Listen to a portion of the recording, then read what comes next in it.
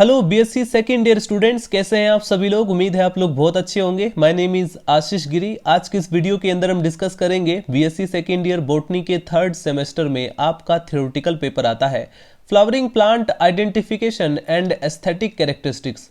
Students, इस semester से already मैं कई सारे इंपॉर्टेंट वीडियोस कवर कर चुका हूं जो कि आपके एग्जाम पेपर के लिए मोस्ट इंपॉर्टेंट है। तो अगर आप उन वीडियोस को देखना चाहते हैं तो चैनल के अंदर जाकर देख सकते हैं, या फिर इसी वीडियो के डिस्क्रिप्शन बॉक्स में मैं आपको लिंक भी प्रोवाइड कर दूंगा। जैसे ही आप उस लिंक पर क्लिक करेंगे आप डायरेक्ट उस प्लेलिस्ट तक पहुंच जाएंगे। स्टूडेंट्स, आज के इस वीडियो के अंदर मैं एक मोस्ट इंपॉर्टेंट टॉपिक डिस्कस करने वाला हूं जिसका नाम है फेनेटिक्स। यूनिट 5 के अंदर आज हम स्टार्ट करें चैप्टर नंबर 9 मॉडर्न ट्रेंड इन टेक्सोनोमी और फाइलोजेनेटिक सिस्टमेटिक्स, जिसके अंदर फर्स्ट ऑफ ऑल हम इंट्रोड्यूस करेंगे फेनेटिक्स के बारे में। फिर उसके बाद हम डिस्कस करेंगे फेनेटिक्स और क्लेडिस्टिक्स में अंतर क्या होता है, और ये पार्ट 1 है। ध्यान रखना स्टूडेंट्स की इस चैप्टर से रिलेटेड और भी मैं कई सारे पार्ट्स अपलोड करने वाला हूं, और धीरे धीरे जितनी भी टर्मिनोलॉजी है उन सभी को कवर करेंगे। हेडिंग डाल लीजिए स्टूडेंट्स, इंट्रोडक्शन। इंट्रोडक्शन में आपको लिखना है यह जीवों के वर्गीकरण के बारे में है, यानी कि ये जीवों के यानी ऑर्गेनिज्म के क्लासिफिकेशन से रिलेटेड है। जीव विज्ञान में फेनेटिक्स यूनानी शब्द फाइनिन, जिसका मतलब होता है प्रकट होने के लिए, टू बी अपीयरेंस, जिसे टेक्सीमेट्रिक्स के रूप में भी जाना जाता है। जीवों को समग्र समानता के आधार पर यानी ओवरऑल सिमिलरिटी के बेस पर वर्गीकृत यानी क्लासिफाई करने का एक एफर्ट है, एक प्रयास होता है फेनेटिक्स के अंदर। आमतौर पर आकृति विज्ञान या अन्य अवलोकन योग्य लक्षणों में उनके फाइलोजेनी या विकासवादी संबंध की परवाह किए बिना, यानी जब भी आप फेनेटिक्स के अंदर किसी ऑर्गेनिज्म को क्लासिफाई करते हो तो आप उसके जो विकासवादी संबंध रहते हैं, इवोल्यूशनरी रिलेशनशिप रहते हैं, आप उसको इंक्लूड नहीं करते हो। ठीक है, आप उसकी परवाह किए बिना मॉर्फोलॉजी के बेस पर ही आप ऑर्गेनिज्म को क्लासिफाई कर देते हो। मैं थोड़ा स्टूडेंट्स बुक की डेफिनेशन को फॉलो ना करते हुए थोड़ा सा अपने लैंग्वेज में आपको समझाता हूं, तभी चीजें आपको अच्छे से समझ में आएंगी। ये जो फेनेटिक्स होता है ना, इसको आप समझ लीजिए कि ये जो टर्म है ये फिनोटाइप से रिलेटेड है, यानी एक्सटर्नल अपीयरेंस के बेस पर। जैसे कोई ऑर्गेनिज्म है, चाहे वो प्लांट हो, एनिमल हो, उसकी एक्सटर्नल अपीयरेंस में आप देखते हैं, आप उसकी मॉर्फोलॉजी को देखते हैं और उसके कैरेक्टर को ऑब्जर्व करके आप उसे क्लासिफाई करते हो। राइट, फेनेटिक्स के अंदर यही होता है। इसे आप न्यूमेरिकल टेक्सोनोमी के नाम से भी जानते हो। तो पॉइंट को नोट डाउन करते रहे, ये आपके थ्योरी में काम आएगा कि फेनेटिक्स को आप न्यूमेरिकल टेक्सोनोमी भी कहते हो, इसे आप टेक्सीमेट्रिक्स भी कह सकते हो। और जो फेनेटिक्स होता है इसमें हम जीवों को यानी ऑर्गेनिज्म का क्लासिफिकेशन करते हैं बेस्ड ऑन मॉर्फोलॉजिकल कैरेक्टर या स्ट्रक्चरल फीचर्स के बेस पर, और कुछ ऑब्जर्वेबल ट्रेड्स भी आप लोग यूज कर सकते हो जो कि मेजरेबल होने चाहिए, यानी कि जिसे आप मेजर कर सको। राइट, एक चीज और मैं यहां पर मेंशन कर देता हूं कि फेनेटिक्स के अंदर जो इवोल्यूशनरी रिलेशनशिप होता है ऑर्गेनिज्म का, उसको कंसीडर नहीं किया जाता है। कारण क्या है? Because it is not based on phylogeny. ये जो आपका फेनेटिक्स है ये फाइलोजेनी के ऊपर बेस्ड नहीं है, इसमें फाइलोजेनेटिक एनालिसिस नहीं किया जाता है, इसमें ओनली मॉर्फोलॉजिकल कैरेक्टर के बेस पर आप ऑर्गेनिज्म को क्लासिफाई करते हो। फेनेटिक्स के अंदर एक और इंपॉर्टेंट पॉइंट ध्यान रखना स्टूडेंट्स की होमोलोगस और एनालोगस ऑर्गन्स जो स्ट्रक्चर्स होते हैं उनको डिस्टिंग्विश करने के लिए आप फेनेटिक्स का यूज नहीं करते हो। इसका कारण क्या है?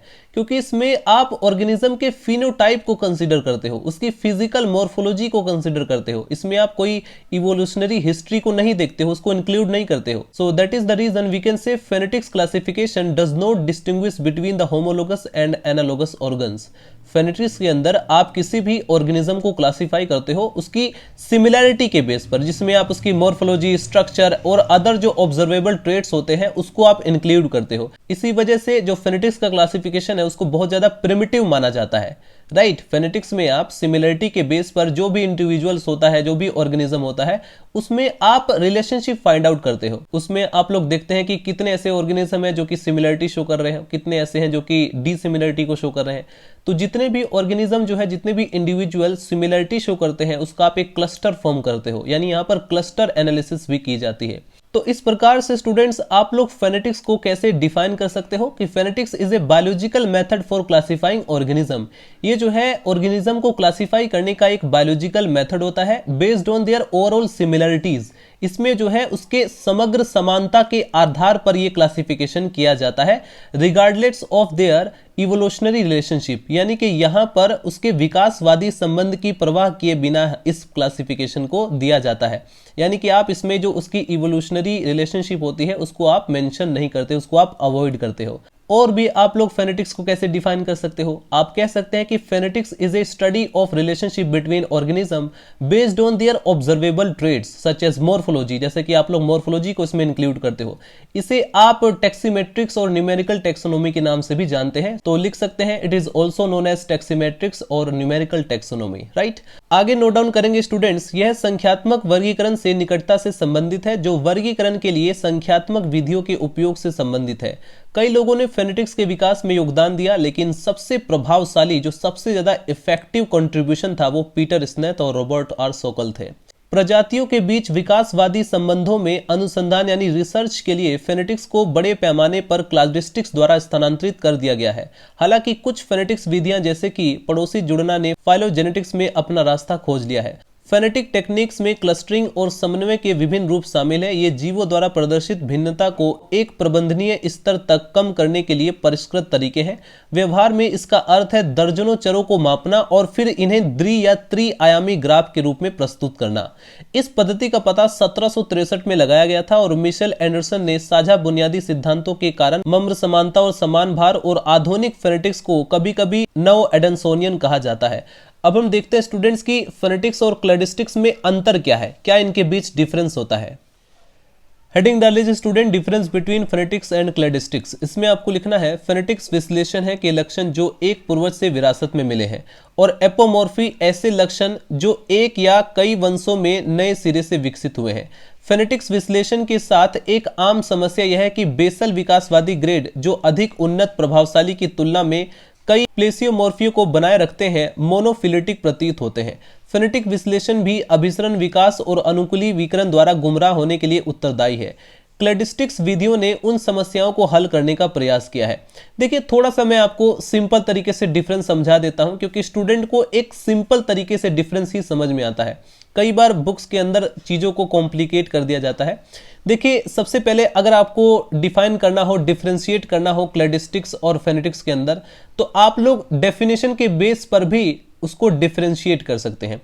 जैसे मैं आपसे कहूं कि फेनेटिक्स का डेफिनेशन क्या है, तो आप कहते हैं कि phenetics is a methods of classifying organism based on structural and morphological characteristics that are observable. Phenetics के अंदर हम क्या करते हैं, ऑर्गेनिज्म को क्लासिफाई करते हैं उनके स्ट्रक्चरल और मॉर्फोलॉजिकल कैरेक्टरिस्टिक्स के बेस पर, जो कि ऑब्जर्वेबल है।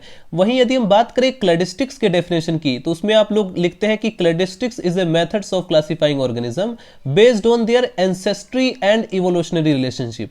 यानी कि क्लैडिस्टिक्स के अंदर आप जो है एंसेस्ट्री और इवोल्यूशनरी रिलेशनशिप को इंक्लूड करते हो, जबकि फेनेटिक्स के अंदर आप सिर्फ स्ट्रक्चरल और मॉर्फोलॉजिकल कैरेक्टर्स को इंक्लूड करते हो। तो इस तरीके से आप लोग फेनेटिक्स और क्लैडिस्टिक्स को डिफरेंशिएट कर सकते हैं कैरेक्टरिस्टिक्स के बेस पर, क्योंकि फेनेटिक्स के अंदर आप स्ट्रक्चर, मॉर्फोलॉजी और लोकोमोशनरी पैटर्न्स को आप इंक्लूड करते हो, जबकि क्लैडिस्टिक्स के अंदर आप जो है इवोल्यूशनरी रिलेशनशिप को, जेनेटिक सिमिलरिटी और एंसेस्ट्री को इंक्लूड करते हो। अगर हम बात करें फेनेटिक्स के अंदर इंडिविजुअल के रिलेशनशिप को डिस्क्राइब करने के लिए, रिप्रेजेंट करने के लिए आप किस चीज का यूज करते हैं, किस ट्री का यूज करते हैं, तो आप जो है डायग्रामेटिक इलस्ट्रेशन के लिए फिनोग्राम का यूज करते हैं फेनेटिक्स के अंदर, जबकि क्लैडिस्टिक्स के अंदर आप लोग क्लेडोग्राम या फाइलोजेनेटिक ट्रीज का यूज करते हैं। अगर हम बात करें फेनेटिक्स और क्लैडिस्टिक्स के क्लासिफिकेशन की एक्यूरेसी के बारे में, तो फेनेटिक्स जो है वो लो एक्यूरेसी को शो करता है। वहीं यदि हम बात करें क्लैडिस्टिक्स के बारे में, तो वो जो है हाई एक्यूरेसी शो करता है। इसी वजह से जो क्लैडिस्टिक्स क्लासिफिकेशन है वो जो है हाईली प्रेफर्ड होता है,